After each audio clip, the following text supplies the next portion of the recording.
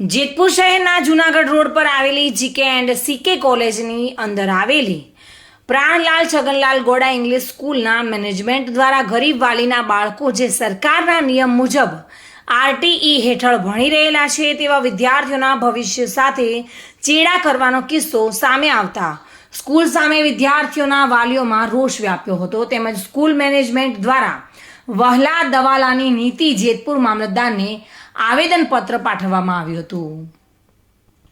બનાવની વિગત મુજબ આજે શહેરની કોલેજ જેજીકે એન્ડ સીકે કોલેજ અંદર આવેલા પ્રાણલાલ છગનલાલ ગોડા ઇંગ્લિશ સ્કૂલમાં સરકારના નિયમો અનુસાર રાઇટ ટુ એજ્યુકેશન એટલે કે ઈ કાયદા અંતર્ગત ગરીબ વિદ્યાર્થીઓને આ ખાનગી શાળામાં એડમિશન અપાય છે, પરંતુ મેનેજમેન્ટ દ્વારા વિદ્યાર્થીઓ સાથે ભેદભાવ કરતા હોવાનું સામે આવતા આજે આવા વિદ્યાર્થીઓના વાલીઓ સ્કૂલ પર પહોંચ્યા અને સ્કૂલ મેનેજમેન્ટને રજૂઆત કરવામાં આવી હતી, પરંતુ સ્કૂલ મેનેજમેન્ટ દ્વારા કોઈ પણ પ્રકારના પ્રત્યુત્તર ન આપતા હોય, જેથી વાલીઓમાં રોષ જોવા મળ્યો હતો.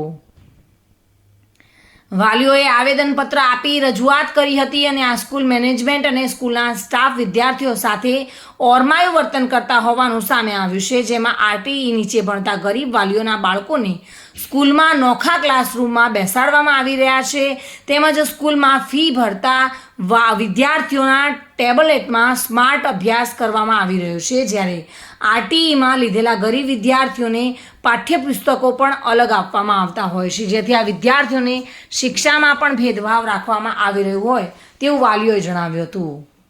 મારું નામ ફળદુ રવિ સૂર્યકાંતભાઈ છે. હું જેતપુરમાં રહું છું. અત્યારે મારી ગર્લ્સનો પીસી ગોડા સ્કૂલમાં આરટી અંતર્ગત હેઠળ એડમિશન મળેલ છે પીસી ગોડામાં. તો અત્યારે અમે આવેદનપત્ર આપવા આવેલ કે આરટીના સ્ટુડન્ટને પીસી ગોડા સ્કૂલમાં અલગથી બેસાડવામાં આવે છે રેગ્યુલર સ્ટુડન્ટની કમ્પેરિઝનમાં. તો એ બાબતે અત્યારે આવેદનપત્ર આપેલ છે. આગળ પણ આ 4 થી 5 વર્ષથી તમે આગળના રિવ્યૂ જોયેલા છે કે કમ્પ્લેનો ઘણી બધી આવેલી છે, મીડિયા પણ આવેલ છે, પણ આ ઉપરના લેવલે કાંઈ આની કોઈ અસર થયેલ નથી અને આના વિરુદ્ધ કોઈ એક્શન લેવામાં આવેલ નથી. હા, રેગ્યુલર જે અત્યારે જે સ્ટુડન્ટ છે બધા કોઈ ઉદ્યોગપતિ હોય, મિલ માલિક હોય એના સ્ટુડન્ટ છે, તો એની સાથે ટૂંકમાં અલગ ક્લાસ રાખે તો એ ભેદભાવ જ કહેવાય. આ બાબતે હવે ડિસ્ટ્રિક્ટ લેવલે એક અરજી આપવાની છે ડીઓ અધિકારીને, એ મોકલાવશું.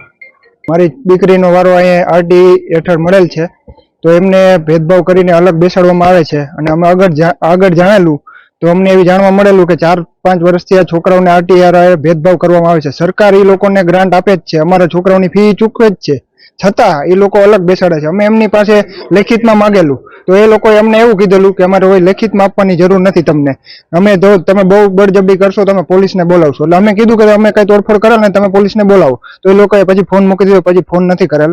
અમે હવે શાસના અધિકારીને અને ડીપીઓ ઓફિસમાં આ બાબતની અરજી આપવાના છીએ.